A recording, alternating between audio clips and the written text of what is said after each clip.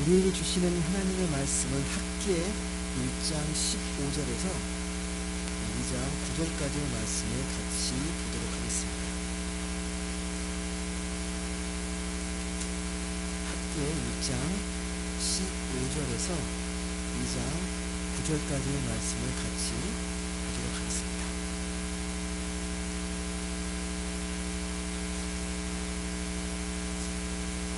학기 1장 15절에서 2장 9절까지 말씀, 우리 말씀을 한 번씩 교독해 읽도록 하겠습니다. 제가 먼저 15절 말씀을 읽겠습니다. 그때는 다리오 왕 제2년 여섯째 달 24일이었더라.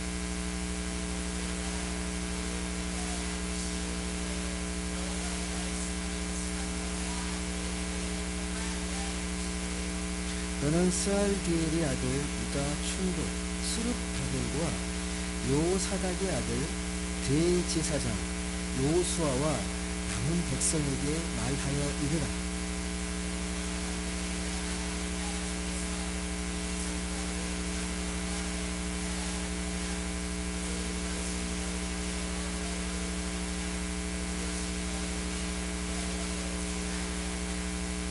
그러나 여호와가 이르노라. 스룹바벨아 스스로 굳세게 할지어다.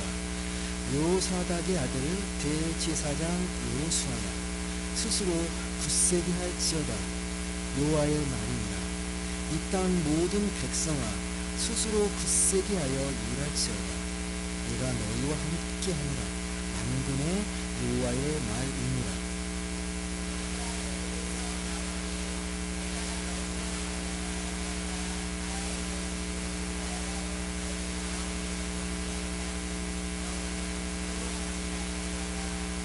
만군의 여호와가 이같이 말하노라.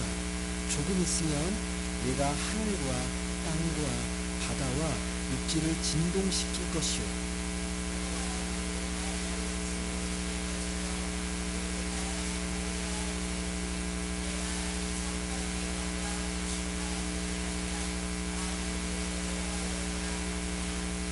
음도 내 것이요 금도 내 것입니다. 만군의 여호와의 말이니라. 선전의 낮은 영광이 이전 영광보다 크리라. 만군의 여호와의 말이니라. 내가 이곳에 평강을 주리라. 만군의 여호와의 말이니라. 오늘은 이 학계 말씀을 통해서 우리 함께 은혜를 나누도록 하겠습니다. 오늘은 세상을 두려워하지 않는 신앙이라는 제목으로 같이 말씀을 나누겠습니다. 여러분, 오늘 읽었던 이 학계의 말씀은요, 언제 주로 말씀이 교회에서 읽혀지고 있는지 아십니까? 성전을 건축할 때입니다. 제가 오늘 이 말씀을 읽는 건 성전 건축하자는 의미로 이 말씀 제가 전할 거로 생각하시죠? 말씀이 오용되는 말씀 중에 하나가 학계서의 말씀. 오늘 말씀이 진짜 성경이 무엇인지를 좀 잘 이해하셨으면 좋겠습니다. 어떤 의미인지, 성경이라는 의미가 정말 어떤 의미인지를 오늘 짧은 말씀이지만 오늘 말씀을 통해서 잘 좀 이해하셨으면 좋겠습니다. 변질된 말씀으로 이해하지 않고 진짜 말씀으로 이해하셨으면 좋겠습니다. 근데 오늘 읽었던 말씀은 그 1장 15절, 1장의 끝절 말씀인데요. 좀 특이하게 나와요. 그러니까 좀 특별한데요. 뭐라고 기록되어 있냐면 1장 15절 말씀 보게 보면 어떻게 기록되어 있습니까? 다리오 왕 제2년 여섯째 달 24일. 명확하게 기록되어 있어요. 해, 달, 일까지. 이런 표현이 학계에서 이렇게 나와요. 왜 이렇게 표현될까요? 다리오 왕 제2년 여섯째 달 24일. 정확한 날짜를 딱 못 있습니다. 여러분, 지금 우리가 그 날짜를 계산하는 그 달력 개념이 아니에요. 당시에는 우리가 서기로 하잖아요. 우리가 주님 오신 날로부터 2023년짜라고 생각하고 우리가 시간을 보내고 있는데, 옛날에는 왕이 즉위하면 그게 원년이에요. 그 전에는 다 이렇게 다 옛날에 기록이고, 새로운 원년, 다리오 왕 2년이란 말은 다리오 왕이 즉위한 지 2년 된 거예요. 2년째 된 거죠. 참고로 이 다리오 왕은 페르시아 왕입니다. 이번에 메데 바사 왕이라고 되어 있는데 페르시아 왕, 이 다리오 왕이 즉위한 지 2년째 됩니다. 그리고 여섯째 달 24일 날 이 말씀을 기록하고 있고, 이 학계에게 이 말씀이 임한 날은 또 2장 1절이 이렇게 기록됩니다. 일곱째 달, 그 달 21일이니까 어떻게 됩니까? 아까 15절 말씀과 차이가 몇 절? 21일과 24일이니까 3일 시간 나왔고, 3일 전에 이 학계에게 이 말씀이 지금 임한 겁니다. 학계 말씀이 임합니다. 선지자에게 여호와의 말씀이 임합니다. 그러니까 선지자를 통해서 말씀하시잖아요. 근데 정확한 날짜를 기록하고 있어요. 자, 다시 물어보시죠. 날짜를 계속 기록하고 있잖아요. 정확한 날짜로. 왜 정확히 기록을 할까요? 다른 데 이렇게 안 나온다니까요. 왜 이렇게 기록을 할까요? 정확하게 하나님께서 말씀을 날짜로 기록을 하고 계실까요? 궁금하지 않으셨습니까? 오늘 이 말씀이 어떤 맥락에서 기록이 된 거예요? 학계를 통해서요, 제 말씀 보시면 아시겠지만, 뭘 하시고자 하는 거냐면, 성전을 재건하시려고 했어요. 성전을 학계를 통해서 격려하고 그들을 위로하면서 성전을 제거하라고 학계를 통해서 하시려고 하거든요. 백성들에게. 또 총독인 스룹바벨과 교회 제사장인 여호수아에게 말하라 그러잖아요. 학계를 통해서. 그 상황을 잘 보실 필요가 있습니다. 다시 말씀드리지만 이때가 언제냐면요, 이 페르시아 왕 고레스 왕이 있었거든요. 다리오 왕처럼. 이 페르시아 왕 고레스가 생명을 내립니다. 이게 어떻게 보면 이게 포용 정책인데요. 그동안 포로 있던 그 백성들을 융화시키고 포용하기 위해서 다 돌려보내는 정책을 합니다. 유대인들도 이 칙령에 따라서 자기 고국이었던 유리 땅으로 돌아갈 수 있게 된 거예요. 이게 바벨론 포로 귀환이라고 그러죠. 돌려보냅니다. 그러면서 예루살렘 성전을 재건할 수 있도록 허락을 받았어요. 고레스 칙령으로. 근데 이 고레스 왕의 칙령에 따라서 이 바벨론 포로에서 돌아온 유대인들이 이제 그 땅 가서 예루살렘 예루살렘 성전을 재건해야 되잖아요. 가자마자 성전을 재건하려고 의욕적으로 하려고 했어요. 근데 잘 안 돼요. 뭐 방위도 많았고 힘도 딸리고 여러 가지가 부족합니다. 그런데 오늘 말씀이 임한 시간이 언제냐면요, 그 칙령이 지난 20년이 지났어요. 칙령이 발표된 뒤로 20년이 지난 뒤에, 그러니까 이미 성전을 재건하려고 했는데 그 지난 시간이 20년이 흘러내린 거예요. 혹시 여기 집을 건축해 보신 분 계십니까? 올해 1월 1일 집을 짓는데, 집을 지려고 기초공사도 하고 막 했는데 20년이 지났어요. 집을 짓지 못하고. 하나님 보실 때 어떤 느낌이 있을까? 하나님 허락하셨고 그런 여건을 통해서 만드셨는데 이스라엘 백성들이 20년이 지나도록 못하고 있는 거예요. 날짜를 기록하는 이유 중 하나가 그만큼 오랜 동안 시간이 흘렀다는 걸 일단 보여줍니다. 분명히 7년에 따라서 계속해서 하나님께서 말씀하셨는데 20년의 시간이 흐르도록 성전 건축이 지지부진하게 이루어지지 않는 거예요. 하나님의 말씀에도 불구하고 되지 않고 있습니다. 물론 이유는 있습니다, 여러분. 바벨론 포로에 돌아왔을 때는 정말 감격스럽고 기쁘게 거기에 돌아와서 거기를 다시 이렇게 세워야지. 그런데 막상 힘도 없죠. 이제 막 돌아왔고 숫자도 부족하고 당장 먹고 살기도 힘들고 정치적으로는 불안하고 재정으로 어떻게 성전을 세울 만한 힘과 능력이 있겠습니까? 그런 사정이 충분히 있습니다. 안 되는 사정이 충분히 있어요. 그런 상황 가운데서 학계가 이 성전을 재건하자고 다시 말씀하는 장면이거든요. 그게 2장 3절에 기록되어 있습니다. 이게 지금 스룹바벨과 여호수아와 백성에게 하는 말이거든요. 그럼 2장 3절 말씀 한번 읽어보겠습니다. 같이 한번 읽어보겠습니다. 시작. 이 성전의 이전 영광을 본 자가 누구냐? 이제 이것이 너희에게 어떻게 보이느냐? 이것이 너희 눈에 보잘것없지 아니하냐? 여러분 지금 학계가 뭐라고 말하고 있냐면요, 지금 다 허물어져 있는 폐허밖에 남는 그 성전을 가리키면서 뭐라고요? 너희 가운데 남아있는 자 중에 이 성전의 이전 영광을 본 자라가 누구냐? 이제 지금 이 성전이 어떻게 보이냐? 너희 눈에 보잘것없게 보이지 않냐라고 지금 이야기하는 거거든요. 그럼 솔로몬은 이전의 영광이라는 게 어떤 성전을 이야기할까요?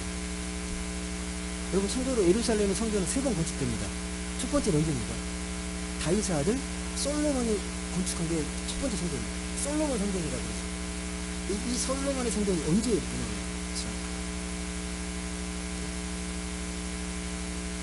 무너져요. 두 번째에서 언제 세워지냐면 언제 무너져? 두 번째 성전은 스룹바벨, 오늘 나온 이 스룹바벨에 의해서 다시 재건됩니다. 스룹바벨에 의해서. 근데 로마 장군이었던 폼페이우스 다 무너뜨려요. 두 번째 무너지는 사건이에요. 마지막 세 번째 성전이 건축되는 게 예수님 살아계실 때, 예수님 공생의 시기에 헤로드 왕이 유대인들에게 환심을 사기 위해서, 민심을 사기 위해서 또 성전을 건축합니다. 이게 세 번째 헤롯 성전이라고 해요. 이것도 로마 장군 티투스에 의해서 완전히 또 무너집니다. 이 세 번에 걸쳐서 성전이 건축이 됩니다. 이 세 번째 성전은 또 언제 무너집니까? 예수님이 십자가에 돌아가시고 유대인들이 로마에 저항을 합니다. 공기를 일으키거든요. 정말 힘있게 저항하다 그 부분 무너지는데, 그때 다 또 폐허가 됩니다. 자세히 설명드릴 수 없지만 이렇게 세 번에 걸쳐서 성전이 건축되고 재건이 돼요. 여기서 말하고 있는, 학기가 말하고 있는 이전의 영광은 당연히 솔로몬의 성전을 이야기합니다. 그때 솔로몬의 성전은 어마어마했거든요. 근데 왜 이렇게 성전 재건이 중요한 거예요? 먹고 살기도 힘들고 힘들어 죽겠는데 왜 성전 재건을 해야 됩니까? 왜 해야 됩니까? 그러니까 지금 학계가 지금 이전의 영광을 말하는 솔로몬 성전을 이야기하는데 무너진 지 한 60년 지난 뒤에요. 바벨론 포로 60년 만에 돌아오는 거잖아요. 근데 왜 성전 재건이 중요합니까? 이들에게 왜 성전을 재건을 해야 됩니까? 안 하면 안 돼요? 왜 안 돼? 왜 안 하면 안 될까요? 60년 지났으니까 이전의 영광을 본 사람이 거의 없었을 거예요. 다 거의 죽었겠죠. 다 후세들이 나와서 그 이야기를 듣고 구전으로 듣고 했을 텐데 이전의 영광을 기억하지 못합니다. 그러면서 학계 선지자는 이 하나님 말씀을 통해서 성전 재건이 우선순위라고 말하는 거예요. 성전 재건이 신앙의, 우리 삶의 우선순위, 가장 시급한 문제라는 것을 말씀합니다.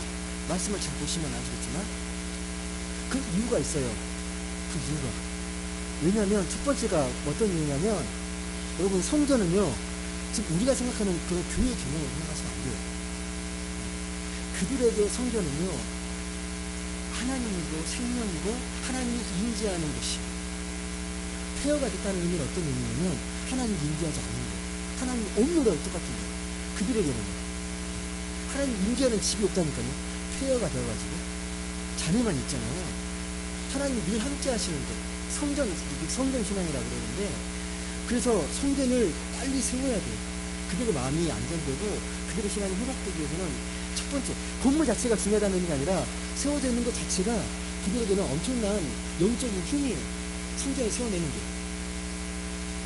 또 한 가지가 뭐냐면, 그들에게 그 역사에 있어서 성전이 우뚝 서 있을 때, 성전이 이렇게 당당했을 때, 그때가 국력이 가장 클 때, 힘 있는 나라의 모습.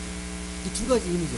하나님이 살아계심의 집, 그리고 그들이 국력이 부강했을 때를 상징하는 게 성전이에요.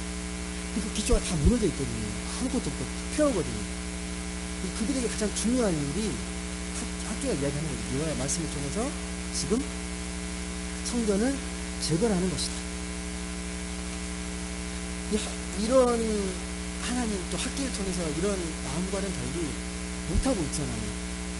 쉽지 않아요. 상황과 환경이 성전을 세운다는 게 너무 힘들어요. 그래서 그 전에 이 스룹바벨이 총독이잖아요.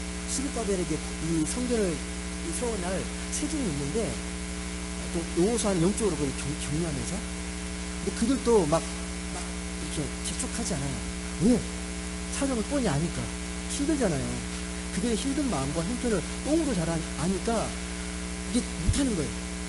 그들의 형편과 처지를 보니까 도무지 할 수 없으니까 이렇게 마음은 있을지 몰라도 이게 성전을 제거해야 한다고 자꾸 재촉이 못하는 겁니다.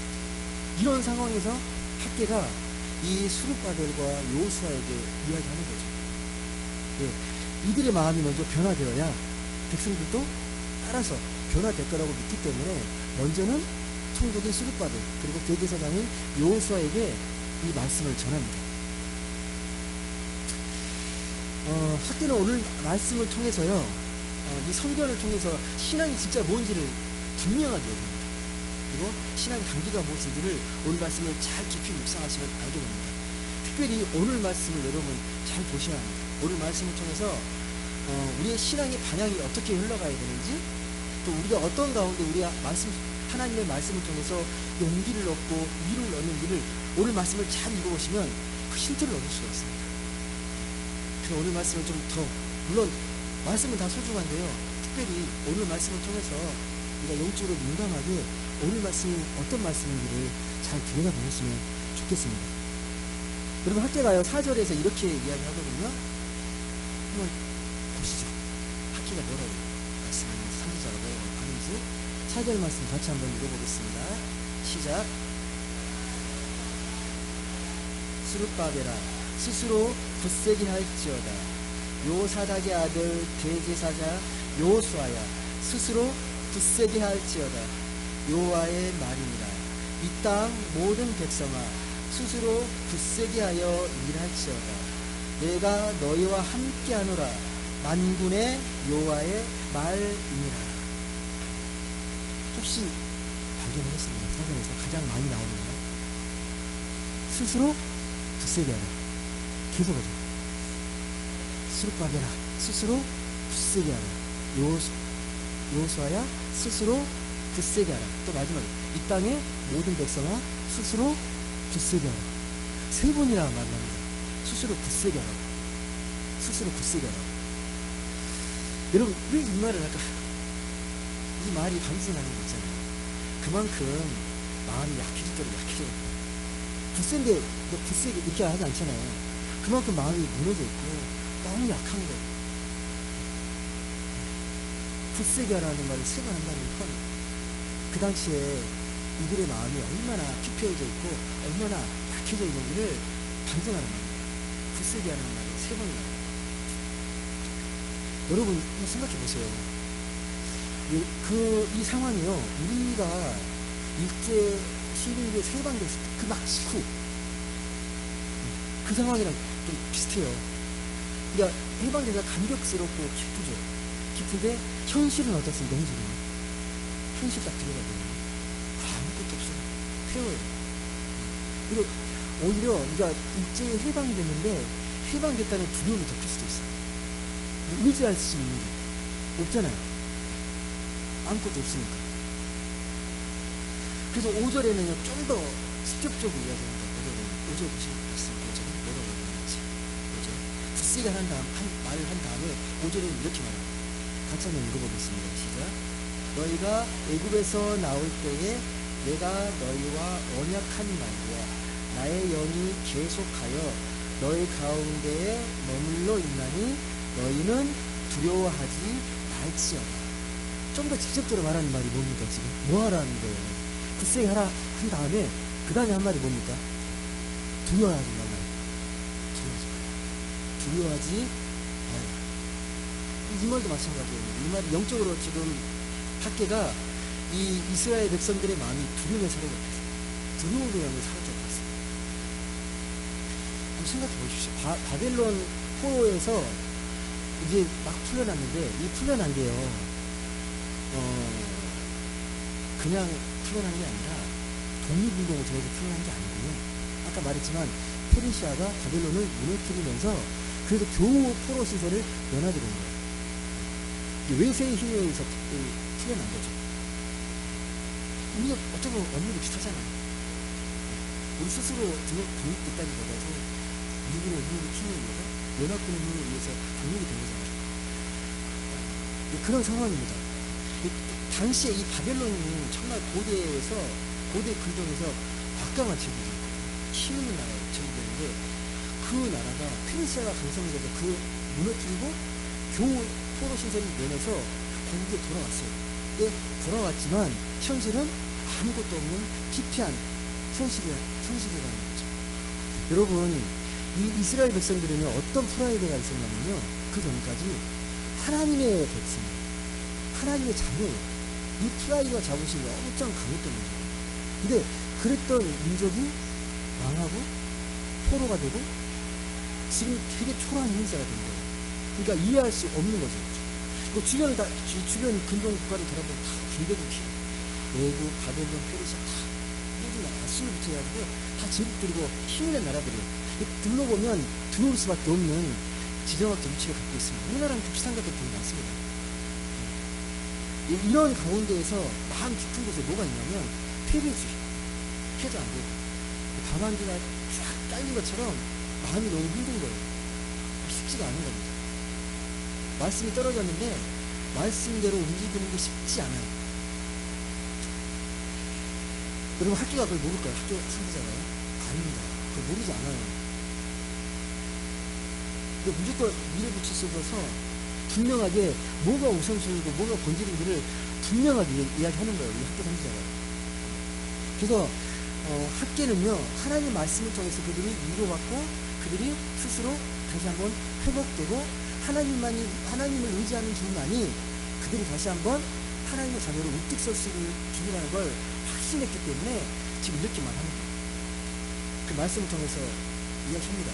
두려움을 극복하고 그 불안을 극복할 수 있는 유일한 길은 어떤 길이다? 하나님을 의지하는 하나님만 의지하는 다른 길 없다. 둘러봐라. 뭘 의지할 게 있느냐. 하나님이 함께 하심을 다시금 확신할 때에 그때 비로소 뭔가가 그런 영적인 힘과 역사가 시작된다고 분명하게 이야기하는 겁니다. 여러분 다시 한번 4절 보시겠습니다. 4절 하나님 말씀에서 기억할 말씀이 있거든요. 4절 말씀 다시 한번 읽어보겠습니다. 시작. 여호와가 이르노라 스룹바벨아 스스로 굳세게 할지어다. 여호수아의 아들 대제사장 여호수아야 굳세게 할지어다. 여호와의 말에 이 땅 모든 백성아 스스로 굳세게 하여 일할지어다. 내가 너희와 함께한다. 만군의 여호와의 말입니다. 자, 다시 한번 읽었던 겁니다. 스스로 굳세게 하라 세 번 한 다음에 마지막 사절의 결론이 뭡니까? 내가 너희와 함께한다. 그러면서 뭐 만군의 여호와의 말입니다. 그냥 네가 스스로 굳세게 하라는 말이 아니라 내가 너희와 함께할 거야. 만군의 여호와가 내가 너희와 함께할 거라고 분명히 이야기합니다. 여러분 이거 정말 하나님이 함께 하신다는 걸 알면 모든 문제는 끝나요. 그만 알면 돼요. 그게 안 될까요? 이것만 알면 좋은데 안 돼요. 이들이 하나님 안 믿는 백성이 아니잖아. 하나님 함께 하신다는 걸 알면 모든 문제는 해결되는데 그렇지 못해요. 쉽지 않아요. 왜 그럴까요? 그래서 학계가 예를 듭니다. 한 예를 듭니다. 5절 말씀 보시면 뭐라고 기록되어 있습니까? 읽지 말고 그냥 찾아보십시오. 그걸 하나님이 함께 하심의 증거를 어떻게 이야기합니까? 이 학계가요. 어떤 사건을 떠올리게 합니까? 출애굽 사건을 이야기합니다. 너희가 애굽에서 나올 때 어땠다는 거예요? 너희와 언약한 말과 나의 영이 계속해서 너희 가운데 머물러 있었다. 잘 생각해봐라. 출애굽할 때 내가 너희와 항상 함께 있었어. 그러니까 두려워하지 말라. 그럼 그걸 좀 떠올리라는 거죠. 여러분 이스라엘이 지금만 힘들었던 게 아니죠. 애굽에 가서 소수 민족으로 노예 신분으로 핍박받으며 살았잖아요. 힘들게 살아왔잖아요. 여러분 당시에 이 애굽에 이스라엘이 있을 때예요. 가장 막강한 제국이 애굽이었잖아요. 애굽에서 해방된다? 풀려난다는 건 불가능한 일이에요. 있을 수 없는 일입니다. 그걸 생각조차 못할 때에 어떤 일이 벌어집니까? 혹 애굽에서 벗어나도 두려움이 큽니다. 혹시 여러분 그거 아세요? 너희를 너무 오랫동안 살면요, 자유를 주면요, 자유에 대해서 두려워해요. 노예 심리 상태라고 하는데 이미 노예 신분에 익숙해 있기 때문에요, 그 삶의 자체의 시스템 환경에 익숙해 있어서 자유 자체가 괴롭고 스트레스 모두 거기 의존되어 있기 때문에 똑같습니다. 비록 핍박받고 힘들지언정 그 강대국의 지배 속에서 그냥 순명하면 사는 거예요. 그냥 노예로 살려고 하는 거죠. 근데 그 불가능해 보였던 노예 해방이 노예세를 통해서 이루어지거든요. 통일가 갈라지고 10가지 제한이 임하고 쫓아왔던 그 애국의 강력한 군대가 그 홍해 앞바다에 다 매몰되고 이걸 생생하게 목격했잖아요. 이 이스라엘 백성들이. 이런 일련의 모든 일들이 하나님이 이스라엘과 함께한 사건이라고 분명하게 이야기하는 거예요. 함께 하시는 생생한 증거라는 거죠. 그걸 떠올리게 하는 거예요. 학교. 잘 봐라. 하나님이 어떻게 함께 하셨나. 우리의 조상이었고 우리 믿음의 선배였던 이 이스라엘 백성들이 출애굽할 때 하나님이 함께 하셔서 그들을 구원해 내셨다. 너희 함께 하시면서 그러면서 만군의 여호와의 말이라고 분명히 이야기합니다. 여러분 이렇게 학계가 선포해도 하나님 함께 하신다는 메시지를 선포해도 이스라엘이 두려움을 떨쳐냈을까요? 그게 쉬우면 뭐가 문제겠습니까? 여러분 지금 말씀 듣고 바로 영적으로 변화되면 얼마나 좋겠어요. 하루아침 아니거든요. 하나님이 함께 하신다. 이걸 사실 듣는다고 깨닫는 건 아니에요. 뭐를 이해할 수 있습니다, 여러분. 하나님 나와 함께 하시지. 늘 함께 하시지. 삶의 현장에 보면 전혀 그런 믿음이 넓어지고 있어요. 보이는 게 세상이기 때문에 세상을 더 의지하게 돼요. 여러분 정말로 하나님 함께 하신다는 걸 깊이 깨달으려면요, 내 영혼에 깊은 울림과 공명이 있어야 돼요. 영혼에 떨림이 있어야 돼요. 그 말씀을 듣고 나서 정말 하나님 함께 하신다. 하나님 나와 함께 하신다는 것들이 깊은 울림과 공명이 이루어지는 거죠. 여러분 다른 말씀 같은데 주님께서 했던 말씀 중에 이런 말씀 있잖아요. 너무 잘하시는 말씀. 이 자유하는 말씀. 무엇을 먹을까? 무엇을 마실까? 무엇을 입을까? 염려하지 말라. 이 모든 것들은 일반인들이 구하는 것이고 너희는 무엇 하라고 이야기해요? 오직 그의 하나님 나라와 그의 의를 구하라고 하거든요. 이 말씀의 핵심 포인트가 뭡니까? 뭐가 포인트인가요? 뭐에 집중하라는 거예요?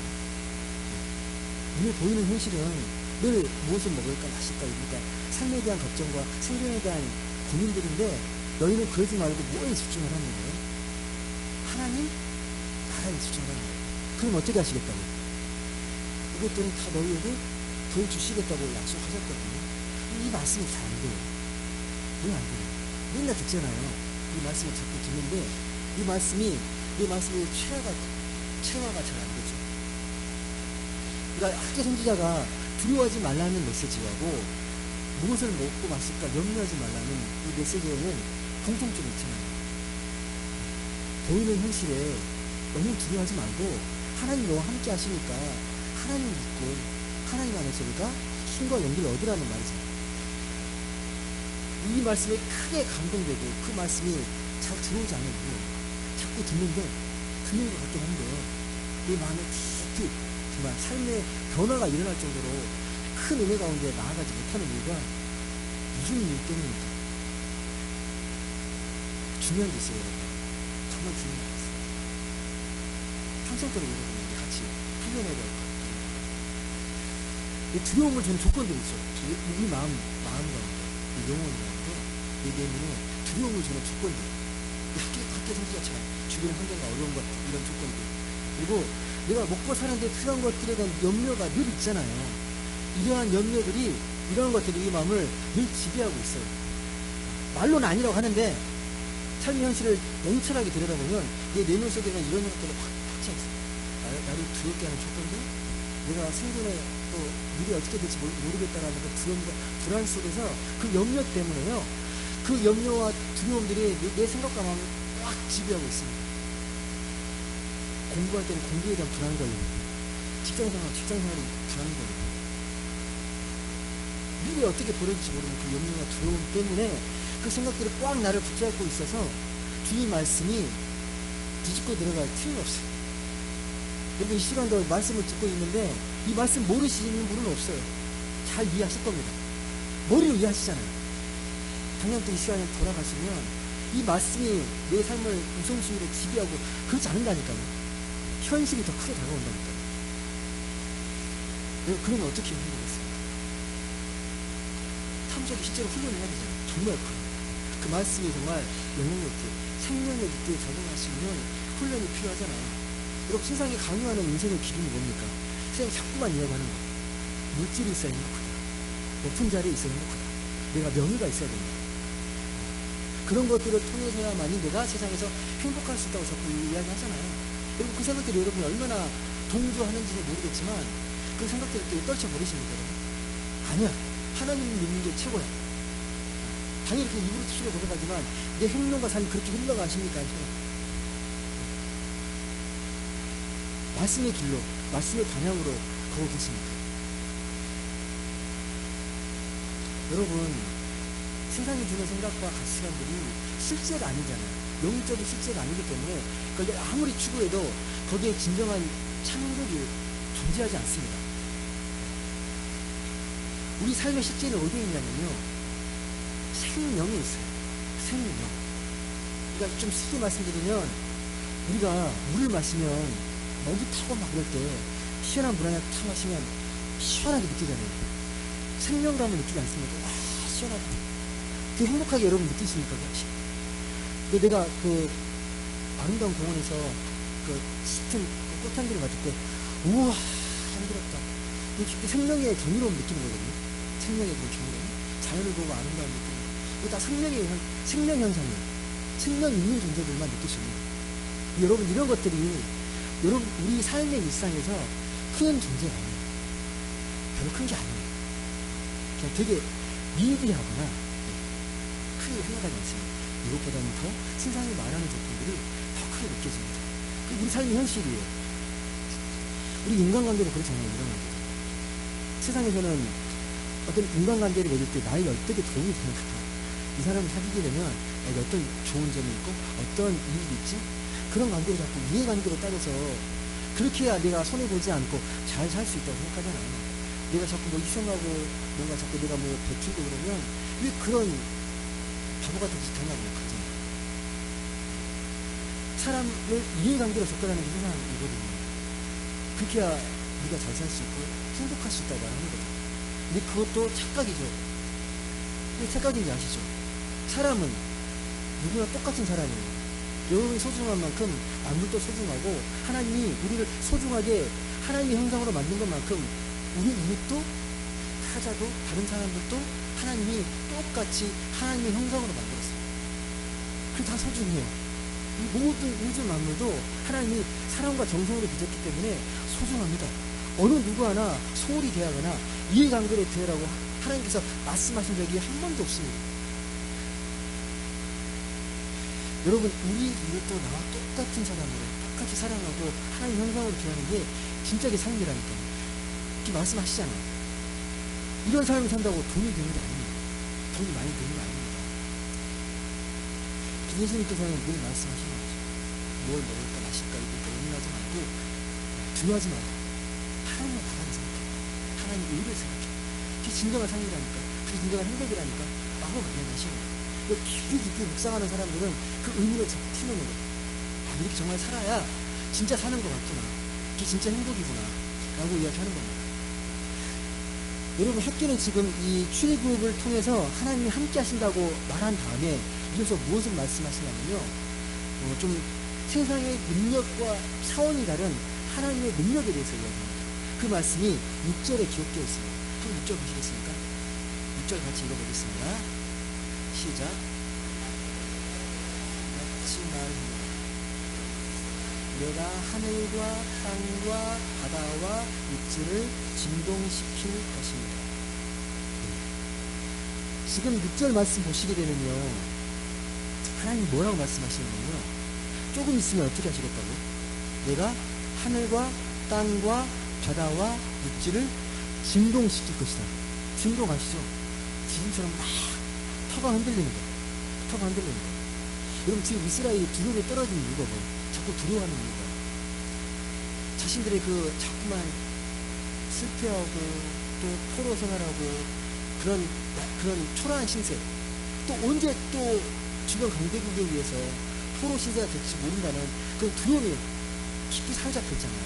그 마음들이. 다른 나라는 힘이 막강한데 우리나라는 너무 힘이 약한 거예요. 약속 국가예요. 너무 초라하다는 걱정이 가득합니다. 아까 말씀드렸지만 주변에 있는 나라들이 다 힘 세다니까요. 힘센 나라들만 가득 차니까요. 두려울 수밖에 없죠. 근데 학기가 뭘 이야기하는 거냐면 하나님의 능력에 비하면 그들이 아무리 힘세 보여도 아무것도 안 일어나요. 힘센 나라들은 그 무력을 통해서 주변 나라를 정복할 수 있을지 모르겠지만 하나님 어떻게 하시겠다는 거예요? 하나님은 그런 차원이 아니라는 하늘과 땅과 바다를 진동시켜서 그들의 감당을 성립케 하고 그들을 그렇게 하시는 거예요. 차원이 달라요. 칼과 창으로 하는 게 아니라 이 우주 만물을 흔들어가지고 그들의 두려움을 깨잖아요. 삼천천국이 벌벌 떨 정도로. 그런 분이 우리가 믿는 하나님이라는 거예요. 그 하나님을 의지해야지 무슨 주변의 나라를 주관하라고 분명하게 이야기합니다. 여러분 그래서 아무리 힘센 나라도 하나님의 능력 안에서는 손바닥 아닌 거죠. 차창소리 격투 같은 거. 아무리 힘세 보여도 하나님의 능력에 비하면 그들은 정말 아무것도 아닌 거예요. 이 믿음이 필요한 거죠. 학기가 이렇게 선포한 말씀의 근거가 있어요. 지금껏 그 인류 이 역사에서 보게 되면 아무리 힘센 나라, 대제국, 강성한 제국이 생겼어도 다 망했잖아요. 그렇게 힘세 보이고 그런 강성했던 나라들이 어느 순간에 인류 역사에 등장했다가 다 멸망했다는 거죠.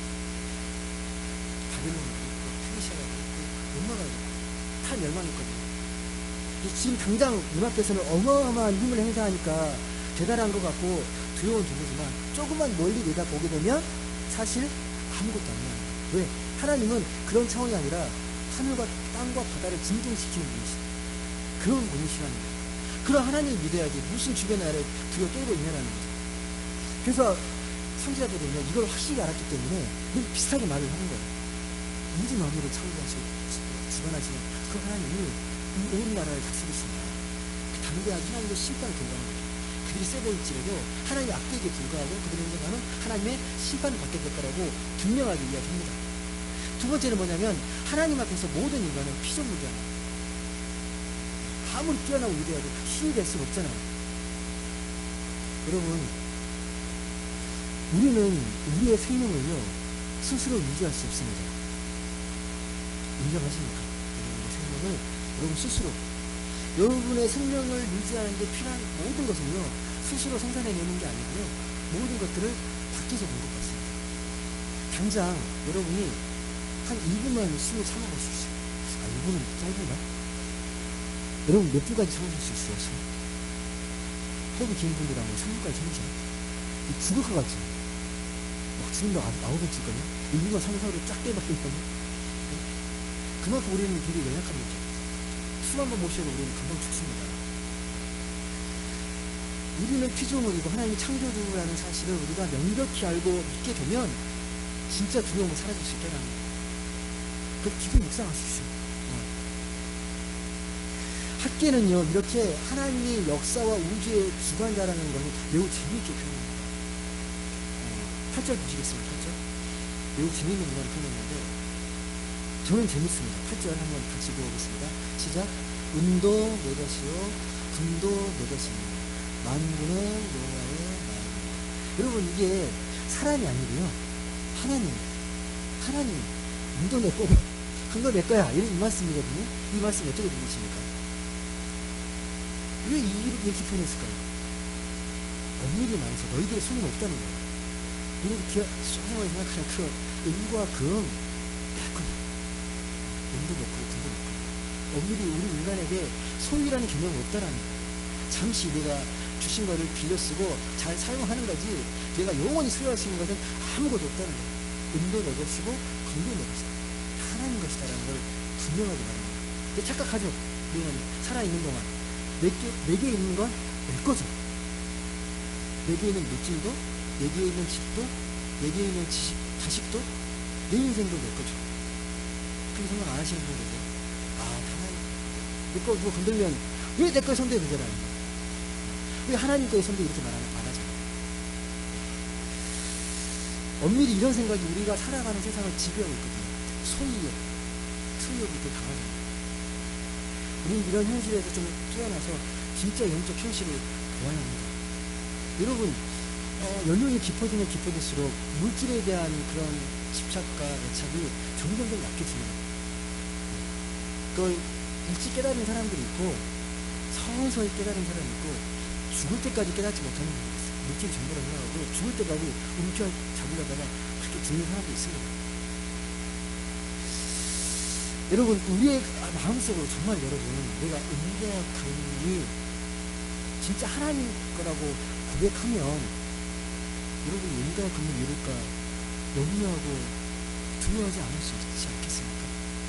내 거 아닌데? 하나님 가져가신 건데 뭘 그렇게 거기다 막 마음이 집착하고 하겠습니까? 진짜로 내가 소유하고 있는 모든 물질이 정말 하나님의 것이라고 내가 인정하고 고백한다면 하나님의 때 하나님께서 가져가신다는데 그걸 가지고 내가 뭐라고 얘기하겠어요? 하나님 왜 내 거 가져가세요? 왜 내 거 절반 가져가세요? 그렇게 하실 거예요? 그렇게 말 못하잖아요. 여러분, 오늘 말씀에 반복되는 문장이 또 있습니다. 보이십니까? 4절부터 9절에서 보시면 계속 반복되는 말씀이 하나가 나와요. 뭘까요? 금방 발견했습니다. 만군의 여호와의 만군의 여호와의 말. 이게 4절부터 9절까지 보시게 되면요, 6번 반복. 6번. 마지막 9절에는요, 2번 반복합니다. 만군의 여호와. 여러분, 결론의 말씀인데 9절 말씀 다시 한번 같이 읽어보겠습니다. 9절 같이 읽겠습니다. 시작. 이 성전의 나중 영광이 이전 영광보다 크리라. 만군의 여호와의 말입니다. 내가 이곳에 평강을 주리라. 만군의 여호와의 말입니다. 여러분, 여기서 만군이라는 말이 뭐예요? 만군? 이거 많이 쓰는 말이잖아요. 만군. 이게 히브리어로 스바요시라는 말인데요. 그러니까 어디 쓰는 말이냐면 하나님의 강력한 능력을 말할 때 쓰는 스바요시라는 말.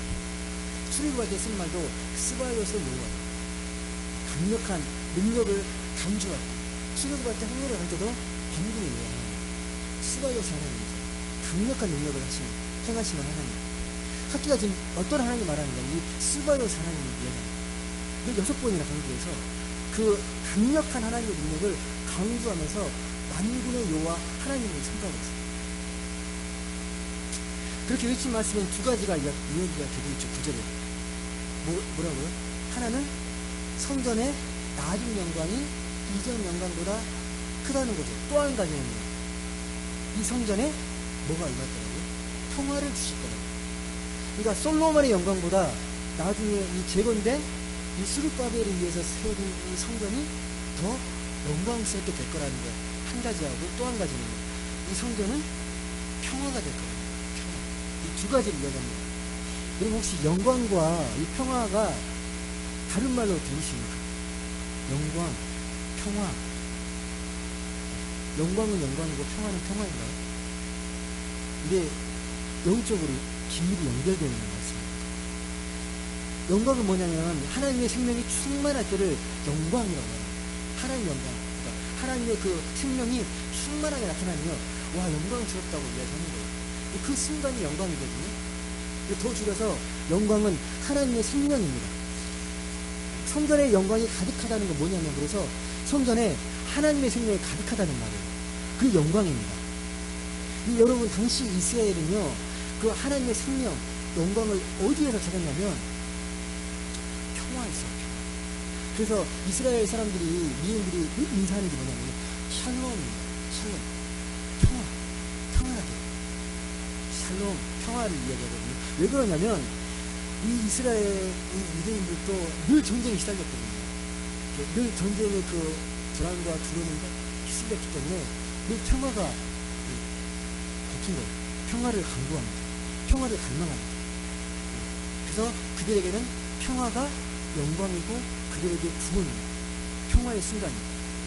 이걸 우리에게 적용하면 어떨까요? 그러니까 하나님의 영광과 평화를 제대로 알고 있으면요, 우리 마음 가장 깊은 곳에 자리하고 있는 이 두려움에서 변하죠. 하나님의 영광이 뭐라고? 생명, 그리고 평화는 그 영광의 생명이 나타났을 때가 평화입니다. 여러분 상태가 정말 영광과 평화입니까? 여러분 학기가 선포한 하나님 메시지가 이 성전 건축을 통해서 어떻게 된다는 거예요? 하나님의 영광이 임하게 되고 평화가 임할 거라고 분명히 이야기합니다. 여러분 이 메시지가 완벽하게 이루어지는 사건이 언제입니까? 이 성전이 완벽하게 이루어지는 사건, 예수 그리스도. 제가 지금까지 한 이야기는요, 그 모든 이야기는 결국은 예수 그리스도예요. 진정한 성전이 무엇이냐? 예수께서 자신의 육체를 성전이라고 이야기했습니다. 요한복음 22장에. 그리고 누가복음에 보시게 되면요, 예수님이 탄생하실 때 천사들이 노래하거든요. 뭐라고 노래하는지 아십니까? 지극히 높은 곳에서는 하나님께 영광이요, 땅에서는 하나님이 기뻐하시는 사람들 중에 평화로다. 영광과 평화를 이야기합니다. 근데 영광과 평화가 뭐예요? 성전인데 그분이 누구시라고? 예수 그리스도라는 말씀을 맺겠습니다. 여러분 학기가 살던 시대뿐만 아니라 어쩌면 오늘날은 정말 크고 작은 염려와 두려움, 떨치지 못하는 전쟁과 같은 삶을 살아가는 게 요즘 힘들어요. 이런 상황에서 염려와 두려움을 그냥 이들이 다 그래라고 받아들이는 사람들이 있고, 그걸 피하려고 다른 것을 몰두하는 사람들이 있어요. 다 잘못된 겁니다. 여러분 어떻습니까? 어떻게 하십니까? 두려움과 염려와 불안이 있을 때에 여러분은 뭘 하십니까? 어떤 생각이 사로잡혀 계십니까? 하나님의 영광을 생각하시고 하나님의 평안을 구하십니까? 그 영광과 평화 대신 주님께 간절히 주의 생명을 구하고 계십니까? 그래서 구원받기를 원하고 계십니까? 우리는 무엇보다 참 성전인 예수님을 향한 믿음을 키우셔야 합니다. 여러분 제가 학기가 성전을 재건하라고 그렇게 독려했던 게 보이는 성전의 의미를 뛰어넘어서 그 성전을 통해서 우리의 믿음이 회복되어야 되기 때문에 이야기합니다. 예수님의 말씀과 그분을 통해 일어났던 일들을 우리가 형식적으로가 아니라 진정성 있게 깊이 묵상하고 신앙의 실천이 이루어져가는 그게 참 성전을 세워가는 일이라는 거예요. 그게 성전을 세워가는 거예요. 재건하는 일이에요. 여러분 마음속에 무너진 성전을 세워야 돼요. 어떻게 세워요? 하나님의 말씀과 그대로 주님을 더 온전히 믿고 제대로 믿으면서 성전을 세우셔야 합니다. 아니 그러면 자꾸 무너져요. 그게 우선순위예요. 여러분 어떤 일 하든지 간에 가장 우선순위 여러분의 무너진 성전을 세우는 거예요. 예수 그리스도라는 성전을 든든하게 튼튼하게 세우는 일이 가장 우선순위입니다. 그걸 잊으셔서는 안 됩니다. 부디 여러분 그런 성전이 세워졌을 때 땅과 하늘과 바다를 진동시키는 그 하나님의 능력을 우리가 온전히 체험할 수 있게 되고 그 은혜 속에서 우리가 참 기쁨과 참 영광과 평화를 누리게 됩니다. 우리 여기 계신 모든 분들은 학교가 이야기했던 참 성전을 말씀과 기도로 예수 그리스도로 세워나가면서 세상 가운데 승리하고 또 복음의 능력을 온전히 삶으로 누리는 모든 분들 되시길 주님의 이름으로 간절히 소망합니다. 기도하겠습니다. 사랑의 하나님 감사합니다. 오늘도 귀하고 복된 날 주님의 날 하나님께 나와 예배하고 주의 말씀을 듣습니다. 하나님 우리의 마음 가운데 무너진 성전을 재건할 수 있도록 말씀과 기도의 능력을 회복시켜 주시고 거기에 예수 그리스도라는 참 영광과 평화를 통해 우리 삶의 자리가 정말 구원받은 삶의 자리로 변화되는 놀라운 기쁨과 감격과 은혜를 그렇게 온전히 누리고 체험하는 우리 모두가 되게 하여 주옵소서. 감사드리며 사랑이 많으신 예수님의 이름으로 기도드립니다. 찬송가 545장 찬송하시겠습니다.